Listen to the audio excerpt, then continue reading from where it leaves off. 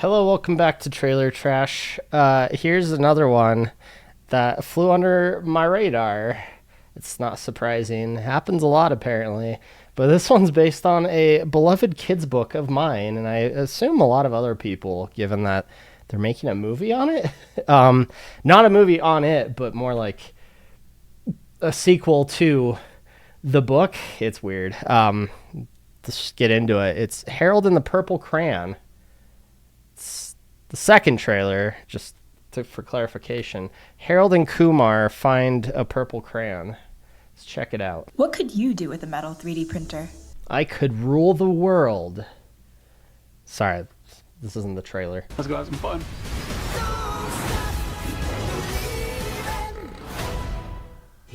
There's your pre-trailer, but also from what we can gather from the pre-trailer, again, this is like a sequel to Harold and the Purple Crayon.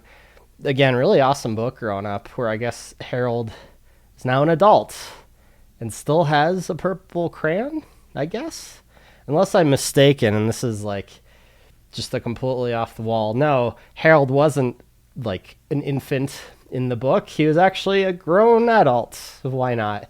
In a onesie, a purple onesie. Was a boy named Harold. With his purple crayon, anything he drew came to life. And one day, he stepped right into our world. Oh, okay. So it's a dimensional thing. Why not just say Harold grew up? Like what? And also, he's the man in the yellow hat. Like this artwork. Was the artist the same guy who did Curious George? Because that's definitely. I doubt the same illustrator or writer for the book is back for the movie adaptation. But maybe, who knows? Life, and one day he stepped right into our world. It's so beautiful. The real world is cooler than... Well, shit, he is in a onesie, except it's blue. I thought it was purple. I thought the only color in the original book was purple. I could be misremembering. Imagine it was gonna be. Look out! Are you okay? My insides are coming to my outside. They can stay with us. New friends. Yay! Just don't get too excited, okay? That's what people say when it's really exciting. Come on, Harold can do magic. Why is Zooey Deschanel always the one in movies where the man-child needs a love interest? You ever notice that? She's kind of typecast in a very strange way that way. Is this some kind of joke? Mom's always stressed out. Just want her to be happy. Well, maybe I can help. Making people happy is what I do. This is incredible. A piano outside? Incredible. What brought you to life? It's what your crayon is made of. Wax. Pure imagination. Hey, holy shit, it's Jermaine from Flight of the Conchords. Was not expecting that. Jesus. You can't use the crayon all by yourself. It's too powerful. Let me help you. I don't trust him. He's up to something. With this crayon, Nothing could stop me. Hey, see you later. Sorry, Mel. I can't draw us out of this one. Just believe in yourself. I do. Believe in himself? That didn't quite translate right. So far, I know we're probably right at the end of the trailer here, but so far this looks ridiculous. I don't know how I feel about it, other than wonder, like, why this? Why all of a sudden Harold and the Purple Crayon? Like, did it get a resurgence that I'm not familiar with? Was there a series of books and not just the one? Again, was the author involved in this in some way, shape, or form? Because other than that, I have no idea why they decided that this is the movie to make, you know? That's cool. Mel, we gotta figure out how to stop that guy. Together. You'll have to do better than that. You know what it means when Jermaine plays the bad guy in a movie. That's right. It's business time. that was a stretch. Oh. Okay. I am getting really good at this. thinking? Honestly, I don't do a lot of thinking. True.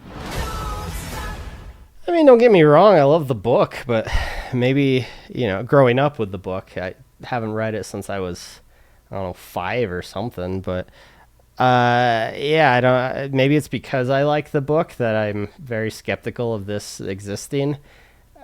I would have felt better about it if it was like Harold grew up, put the crayon away, became an adult, but all of a sudden uses the crayon again, kind of thing. Again, you got this man-child type archetype that you see in kids' movies nowadays, and Zooey Deschanel plays their love interest. Again, I've covered that already, but yeah, I don't know. Again, why this? I want to say it was my favorite book growing up, but I think that claim actually goes to what was it, Berenstain Bears? What was it? The Spooky Tree? Is that what it was called? It's a fucking amazing book. Check it out. My hopefully adult audience. Yeah, let's see what the comments have to say about it. I love the concept of being able to draw things and bring them to life instantly. This movie might be a lot of fun. Well, if that's the case, Jareth the Goblin King 3191, then boy, do I have a book for you. Yeah, I mean, I get it. A lot of people aren't going to know that it's based on a book, but that's the shame of movies based on books a lot of the times, is that it kind of abdicates. Is that the word? Why did that word just pop in my head? It kind of, takes away the journey of reading the book itself. Oh, Lord of the Rings are a movie. Why read it? The Harry Potter's movie now. Why read the books?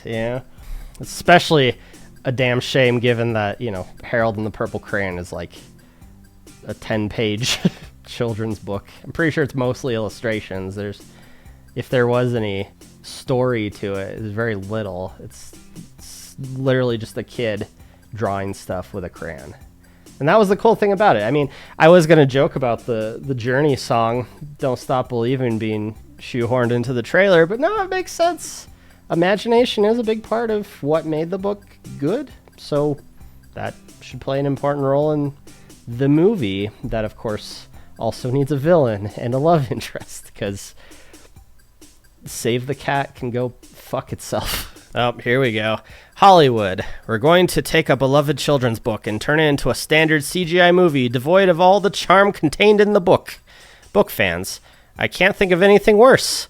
Hollywood. We're also going to abandon one of the central aspects of the book and turn Harold into an adult man, and book fans, hard pass. Well, that wasn't nearly as scathing as I thought it was going to turn out to be, but yeah, we get the idea. Everybody knows. You don't have to say it out loud. It's right there in front of you. Even for a kids movie, this is absolute garbage, obviously. I like the concept of something obvious being absolute. Wait, something absolutely being obvious. Anyway, I'm confusing myself. Yeah. It doesn't look particularly great. A lot of kids movies don't lately. And, yeah, it's funny because maybe I'm not the target audience for those. But I don't know. There was a time, like not even that long ago, where kids movies seemed like they were still entertaining for adults, still kind of fun, in their own way, not total like garbage, to steal a word rather. But yeah, like what was the other one? If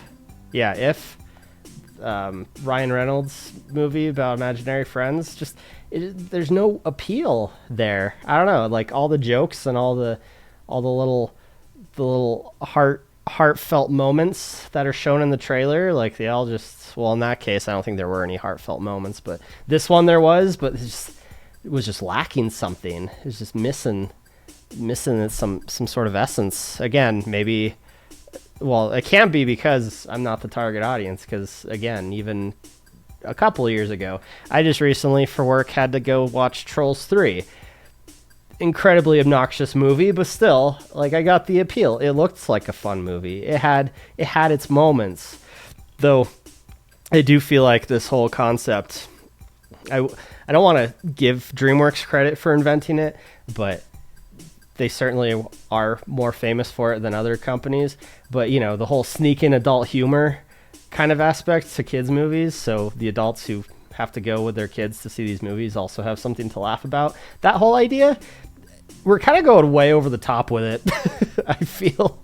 Because there's some things in Trolls 3 where I was like, that wasn't very well hidden. Like everybody gets that. Maybe I'm just a curmudgeon when it comes to adult humor in kids movies, but it's just like, again, I know back in the day with DreamWorks movies as an adult where it'd be like, oh, that's clever, I see what you did there, I appreciate it, kind of thing. Kids aren't gonna get it, but I got it, and that's, you know, good on you, kind of thing. But at least with Trolls 3, again, where it's just like, it wasn't hidden. Like, was the joke for the kids to get as well? Because that's weird. Yes, my husband Jermaine Clement playing a villain again. We won. Fire emojis. Again? What else was he a villain in? Probably did voice acting. He's got a very unique voice. You know, being a singer, half of a famous duo. Wasn't it Brett? Wasn't it Brett who was gonna move on to do like films, or was it Jermaine who like wanted to go on to do Hollywood stuff? Because they both have been in movies. Brett, most famously being a random elf in The Hobbit. Completely takes me out of the movie. Not that they were very good movies to begin with, but yeah, it's kind of hard to take things seriously when all of a sudden there's half a Flight of the Conchords there. It's like, what? He's gonna start singing about a girl named Jenny in the park. But yeah, Harold and the Purple Crayon. This was trailer 2 and came out 3 weeks ago. I don't know where I've been because I totally would have noticed that, because again, I loved the book growing up, so you think I would have caught on to the trailer. In fact, the only reason I knew this was a trailer was because I went to go see Trolls 3 at work, and Trolls 3 came out like a couple years ago, right? It's like a summer movie, like $2 tickets for movies that had already been out, kind of thing. So yeah, that's why I went to do that. But yeah, there's a bunch of posters for this movie. I'm like, that Harold, that Purple Crayon, you're kidding me. They're not kidding me. Until next time.